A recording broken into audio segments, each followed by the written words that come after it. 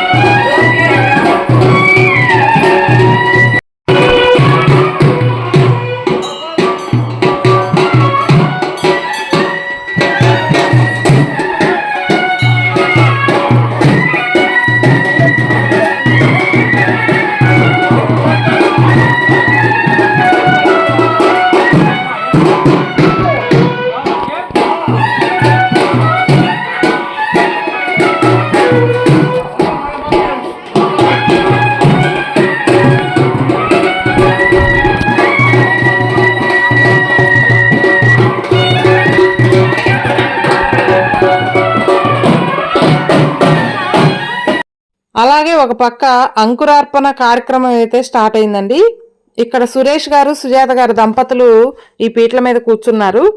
అసలు అంకురార్పణ అంటే అర్థం ఏంటి, అది ఈరోజు మొదటి రోజు ఎందుకు చేస్తారు, దాని అర్థం నా మాటల్లో కాకుండా మన చలపాటి సురేష్ గారి మాటల్లో విందాం.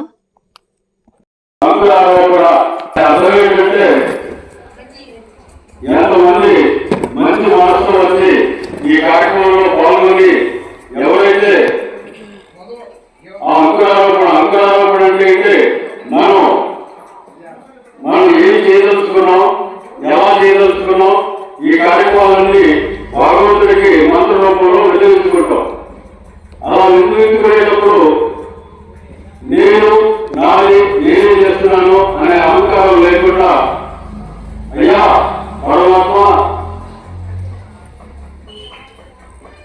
మమ్మల్ని బాహ్యంగా వచ్చి అంతర్లీనంగా నువ్వు చేయడం వల్ల ఈ కార్యక్రమాలన్నీ జరుగుతున్నాయని మనం ఆ భగవంతుడిని నేను ఎప్పుడైతే ఆ భావన మన మానసిక భావన సమర్పిస్తామో ఆ కార్యక్రమాలన్నీ చక్కగా సఫలీకృతం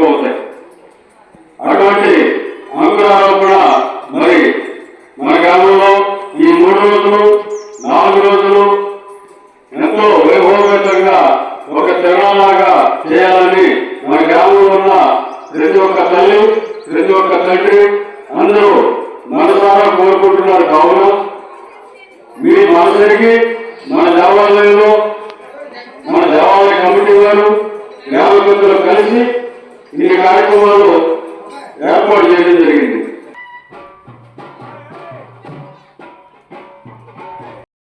ఇక్కడ మహిళలందరూ కూడా గుడి అలంకరణకి, స్వామివారి అలంకరణకి పూలన్నీ కూడా చక్కగా అందరూ కలివిడిగా కూర్చొని ప్రతి ఇంటి నుంచి కూడా మహిళామూర్తులు వచ్చి పూలమాలలు కడుతూ ఉన్నారండి. ఇవి ఇప్పుడు కాదండి, ఉదయం నుంచి స్టార్ట్ చేశారు.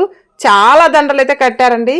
అందరూ ఓపికగా పనులు కార్యక్రమాలు ఇంట్లో పూర్తి చేసుకొని వచ్చి చక్కగా మన రాముల వారి కళ్యాణానికి మనం చేతైనంత పని అక్కడ సహాయం చేయాలి, ప్రతి పనిలో కూడా మనం పాల్గొవాలి అని చిన్న పెద్ద తేడా లేకుండా ప్రతి ఒక్కళ్ళు వచ్చి చూశారు కదా ఎంత హడావుడిగా అంత చక్కగా పూలమాల కడుతూ ఉన్నారు. కోనాయిపాలెం అంటేనే ప్రతి ఒక్కళ్ళు కూడా భక్తి భావనతో ఉంటారు.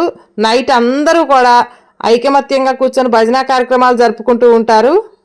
ఇలా ఈ రోజే కాదండి, నిత్యం కూడా 365 రోజులు కూడా ప్రతిరోజు ఒక్కొక్క రోజు ఒక్కొక్క గుడిలో, కోనాయిపాలెంలో ఉన్నటువంటి గుడిలో భజన కార్యక్రమాలు ఏ రోజు మిస్ అవ్వకుండా అందరూ ఐకమత్యంగా రోజుకో గుళ్ళో భజన కార్యక్రమాలు నిర్వహించు భక్తి భావన పెంచుకుంటూ, మనలో ఉంటేనే కదా మన తర్వాత తరాల పిల్లలకి కూడా ఈ భక్తి భావన నింపేది.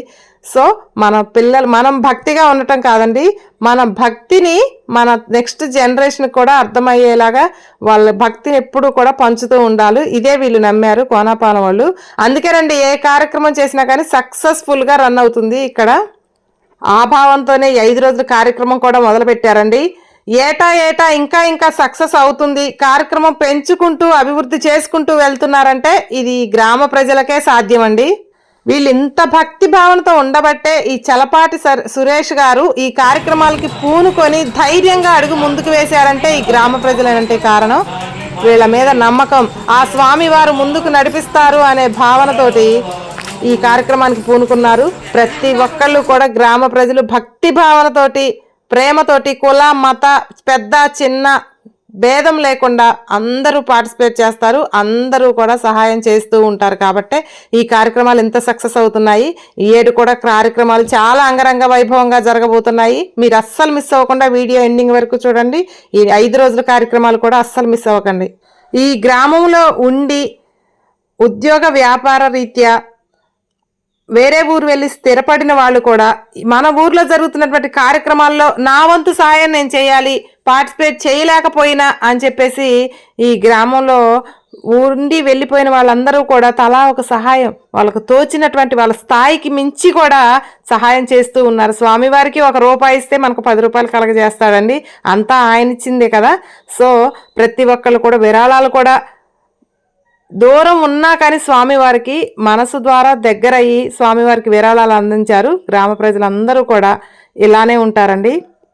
రామచంద్రాయ జనక రాజజ మనోహరాయ మామకాభీష్టదాయ మహిత మంగళం సాధు కుంకుమో వేద చందనాలు చర్చితాయ సారకటక శోభితాయ సూరిమంగళం విమల రూపాయ వివిధ వేదాంత వేద్యాయ సుజన చిత్త కామితాయ శుభద మంగళం రామదాస మృదుల హృదయ తామరస నివాసాయ స్వామి భద్రగిరివరాయ దివ్య మంగళం.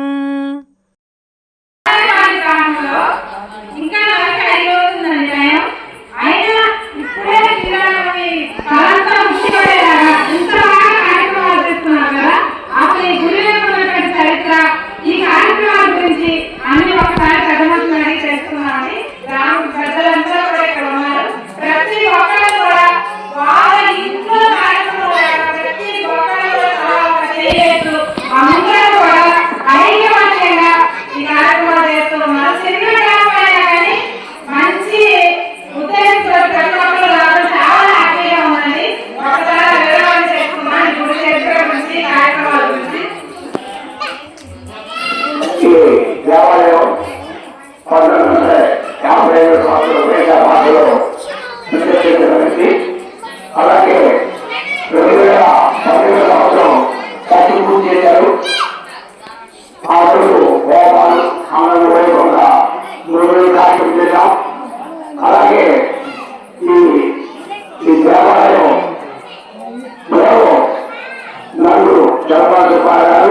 తాడేపల్లి ప్రత్యేక గారు కొత్త సుబ్బారావు గారు ప్రెసిడెంట్స్, అలాగే మామూలు చంద్రరాయ గారు ఈ జూని ప్రెసిడెంట్ చేసినప్పుడు గ్రామకర్తగా ఉండేవారు. అలాగే రాను వారు లోకాన్ని తీసుకున్న తర్వాత కొంతకాలానికి ఈ చంద్రబాబు సురేష్ వచ్చి ఈ కార్యక్రమం శ్రీవారు వహించవచ్చు. ఈ 4 నగరాల ప్రతిరోజు ఒక్కొక్కరు సాయంతో ఆంధ్ర తెల్లారి మసలు పోరాటాలు చేస్తున్నారు. అలాగే ప్రతిరోజు సాయంత్రం సూర్యనారాయణ గారి ప్రసంగం ఉంటుంది. మళ్ళా ఇంకొక రోజు 24 హోమగుండాలు పెట్టి గాయత్రి హోమగుండాలు చేస్తున్నాం. మళ్ళా ఆ రోజు సాయంత్రం సూర్యనారాయణ గారి కూడా ప్రసంగం ఉంటుంది. మళ్ళా ఈ సంవత్సరం కొత్తగా గురువారం అంటే శ్రీరామ ముందు రోజు యమేశ్వరం ప్రాణామృతం, అలాగే యమేశ్వరం కళ్యాణమృతం ఉంటుంది. మళ్ళా శుక్రవారం 27వ తారీఖు శ్రీరామనవమి ఉత్సవం కళ్యాణం పాల్గొంటుంది. ఈ కార్యక్రమానికి చాలా మంది 20 మంది 25 గంటలు కూర్చొని ఈ కార్యక్రమం పాల్గొంటున్నారు.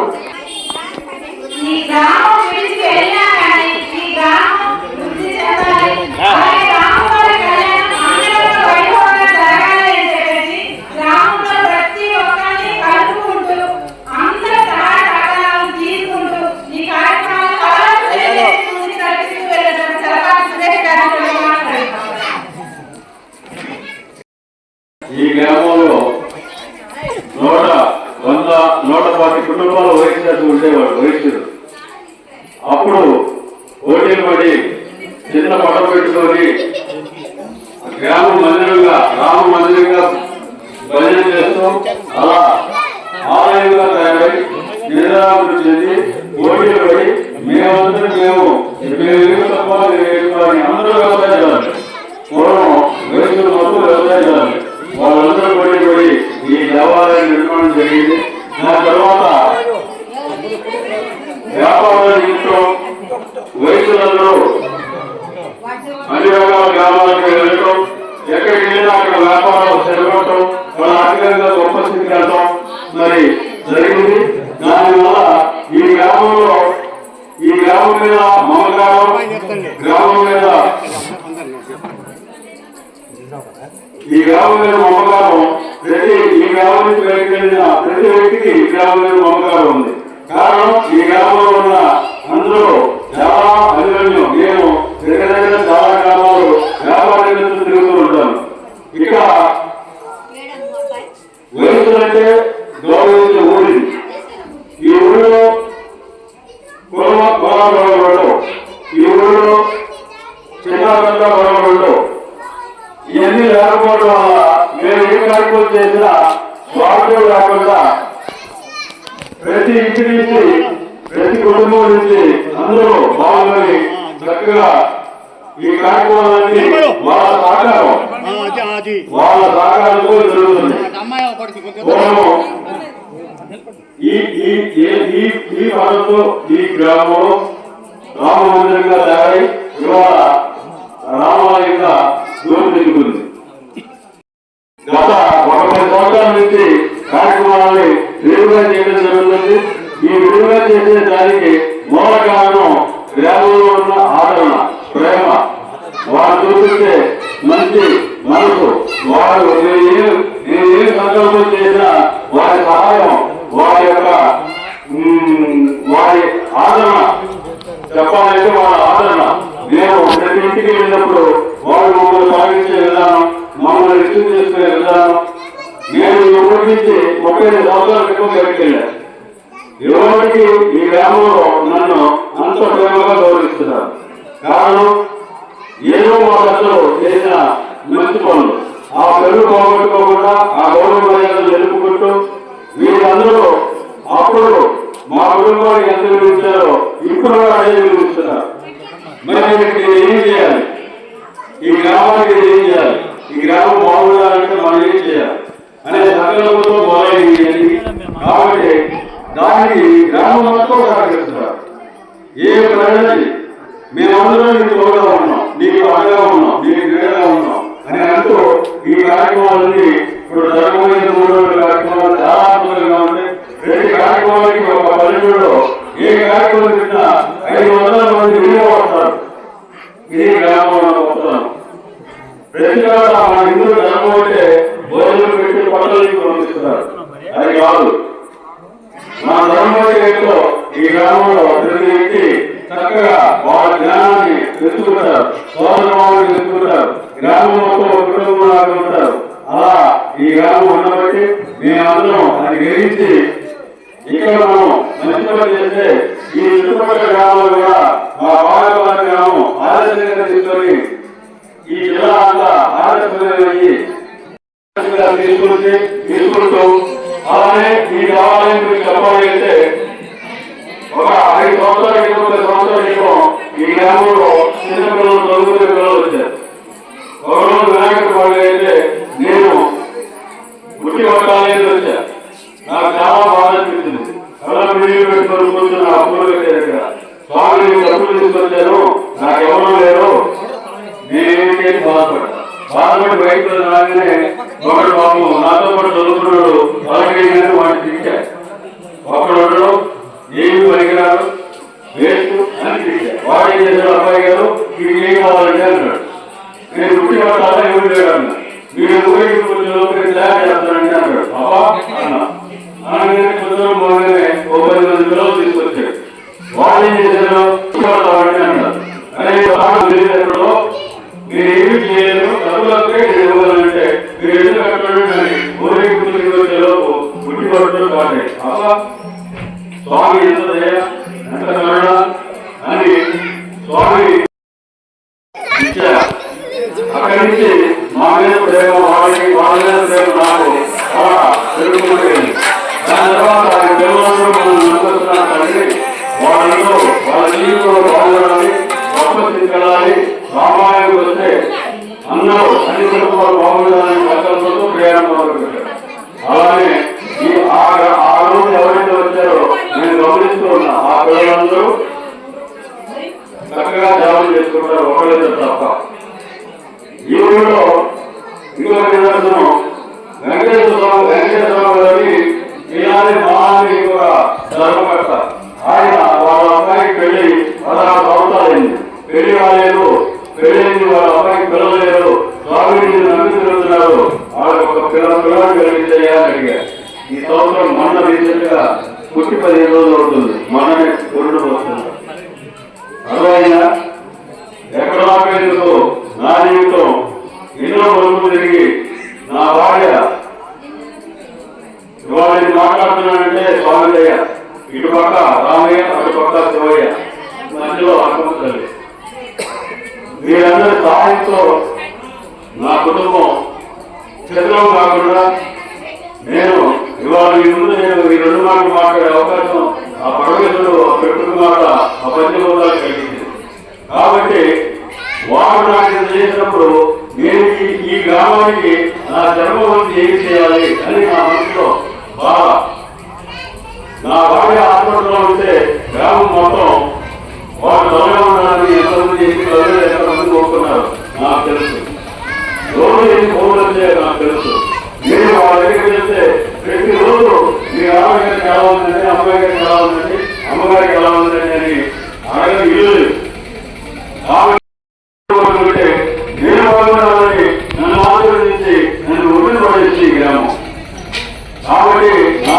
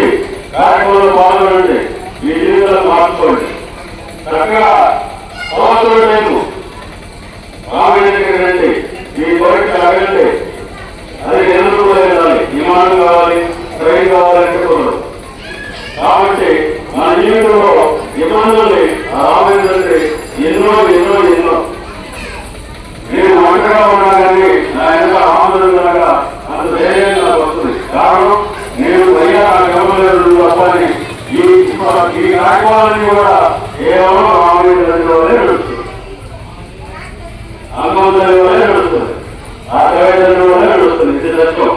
నేను 100 సార్లు చెప్పినా అది సత్యం. నాకు ఇంకా ఎన్ని సార్లు చెప్పినా నేను తక్కువే. ఎందుకంటే వాడు అంతగా వాడు ముందు నడుస్తుంటే నేను వాడి వెనక నడుస్తా. మా గ్రామం మొత్తం వాడు పాపం నన్ను నడుస్తున్నారు. కాబట్టి ఈ గ్రామం బాగుండాలనే సంకల్పంతో ఈ కార్యక్రమాన్ని చేస్తున్నాం. ప్రతి గ్రామ మాకు మమ్మల్ని తీసుకుబట్టి ప్రతి కుటుంబం ప్రతి సభ్యులు కూడా తోడుకోవాలని ఉంటారు. ఇక్కడ ఎవరో బాధ్యత ఉండదు, ఎవరో గర్వం ఉండదు, అందరూ కలిసి అనుభవంలాగా ఈ కార్యక్రమం చేస్తున్నాం. అందుకు ఈ గ్రామంలో పుట్టడమే మా అదృష్టం. ఈ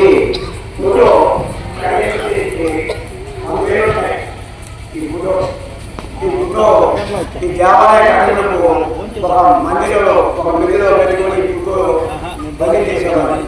కానీ మన తర్వాత ఇది మా వాళ్ళ గ్రామంలో మా వాళ్ళ అప్పుడు ఎదురుబడి 40-50 ఎదురు జరుగుతుంది.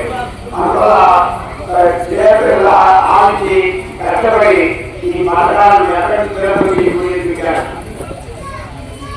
అందువల్ల ఈ గురువుని ఇంకా మేము జ్ఞానానికి ఇంకా మనమే బాగుంటాను. ఇంకా ఇదంతా ఏమాత్రం కూడా దీంట్లో పాల్పడి కళ ఇది ఒక నిదర్శనం. కాబట్టి దైవంలో ఉంటే ఏ ప్రయత్నం ఆగని జన్మించే దైవం పుట్టిన గ్రామాన్ని కట్టుకున్న సూర్యుడు గారు ఈ గ్రామానికి కార్యక్రమం మా అందరికీ ధన్యవాదాలు. మా నాన్న సమాజానికి మా అందరికీ ఎల్లప్పుడూ మేము మాట్లాడి కోరుకుంటూ జై శ్రీరామ్. అమ్మ ఒక్కసారి రామయ్య కళ్యాణ్ ఆ పూలు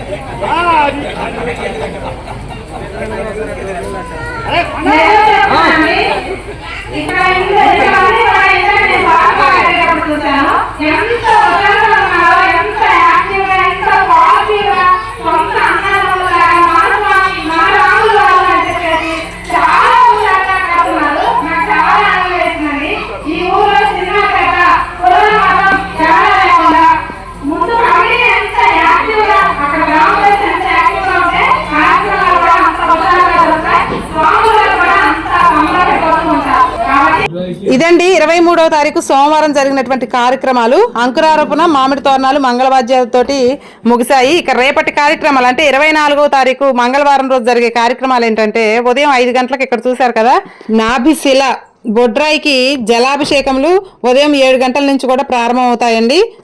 ఇవి సకాలంలో వర్షాలు పడాలి, పాడి పంటలు కూడా మంచిగా వృద్ధి చెందాలి అని చెప్పేసి ఈ బొడ్రాయికి జలాభిషేకం చేస్తారు. అలాగే ఈ గుడి వచ్చేసి అంకమ్మ తల్లి గ్రామ దేవత అండి. ఈ గుడిని ఒకసారి చూపిస్తాను. ఇది ఊరికి ఎంట్రన్స్లోనే ఉంటుందండి. ఈ గుడి ఊర్లోకి ఎటువంటి దుష్ట శక్తులు రాకుండా ఊరు చల్లగా పాడి పంటలతో వృద్ధి చెందేలాగా ఈ అమ్మవారు రక్షిస్తూ ఉంటుంది. ఇక్కడ చెరువుకు సమీపంలో చక్కటి చల్లటి వాతావరణంలో చూసారు కదా ఎంత ఆహ్లాదకరంగా ఉందో.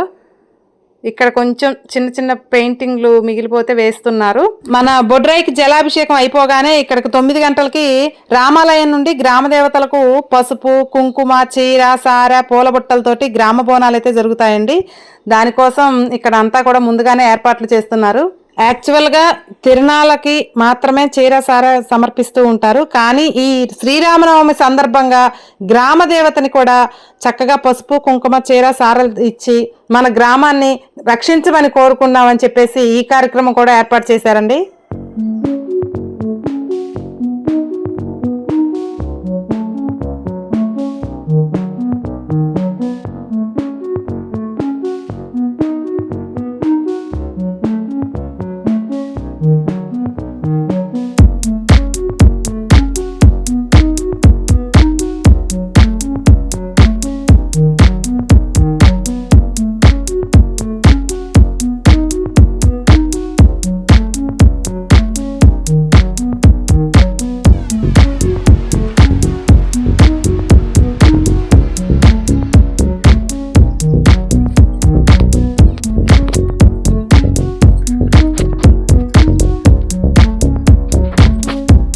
అలాగే ఈ 5 రోజులు కార్యక్రమాల్లో కూడా గ్రామ ప్రజలకు కానీ కార్యక్రమాల్లో పార్టిసిపేట్ చేసే వాళ్ళకి కానీ ప్రతి ఒక్కరికి కూడా భోజనం ఏర్పాట్ల దగ్గర ఎటువంటి ఇబ్బంది కలగకుండా మధ్యాహ్నం సాయంత్రం 2 పూటలు కూడా కడుపు నిండా భోజనం చేయొచ్చండి. ఇక్కడ ఏర్పాట్లన్నీ చేశారు, చూసారు కదా. ముందుగానే నేను వీడియో చేసి చూపిస్తున్నాను. ఇదండి మొదటి రోజు కార్యక్రమాలు. ఇక రేపటి నుంచి అయితే ఇంకా జోష్గా ఉంటాయి కార్యక్రమాలు. రేపు బోనాలు, అలాగే డీజే తోటి ఊళ్ళోకి ఊరేగింపుతోటి ప్రతి ఇంటి నుండి కూడా బోనం వస్తుంది. ఈ గ్రామ ప్రజలకు, అలాగే గ్రామం నుంచి దూర ప్రాంతాలకు వెళ్ళినటువంటి రాలేకపోయినటువంటి వాళ్ళు కూడా ఈ వీడియో ద్వారా మన గ్రామంలో జరుగుతున్నటువంటి వీడియోలు అన్నీ కూడా వీక్షిస్తారన్న మంచి ఉద్దేశంతో ఈ వీడియోనైతే చేస్తున్నాను. మీరు చూసి అలాగే మన గ్రామ ప్రజలకు, చూడలేనటువంటి వాళ్ళకి, రాలేనటువంటి వాళ్ళకి కూడా ఈ వీడియోని షేర్ చేస్తే అందరూ కూడా చూసి కన్నుల విందులు చేసుకుంటారని ఆశిస్తున్నాను. ప్రతి ఒక్కరు కూడా ఈ వీడియోని షేర్ చేయండి. థ్యాంక్ యూ అండి. మళ్ళీ రేపటి వీడియోలో మళ్ళీ కలుద్దాం. అంతవరకు సెలవు. జై శ్రీరామ్.